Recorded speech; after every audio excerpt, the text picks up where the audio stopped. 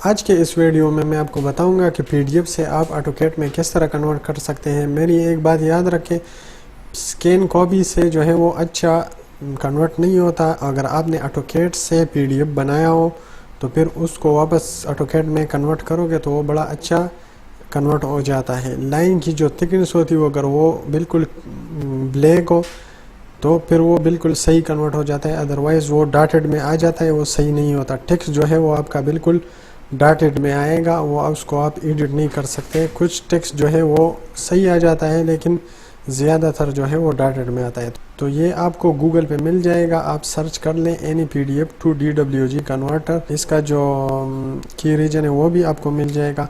तो ये मैंने अभी इंस्टॉल कर दिया और रजिस्टर कर दिया। अभी आपने क्या करना है, सिंपल ऐड PDF फाइल करना है, ठीक है।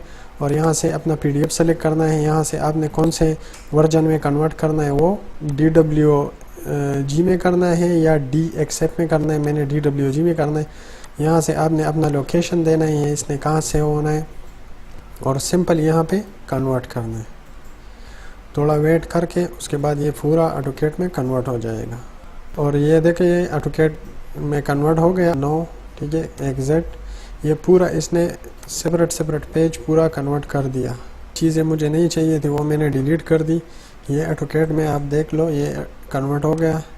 अभी ये चीज़ जो है, इस टेक्स्ट को आप एडिट नहीं कर सकते। अगर आपने ये चेंज करना हो तो आप इसको दोबारा टाइप करोगे, बाकी ये पूरा सेम कन्वर्ट हो गया।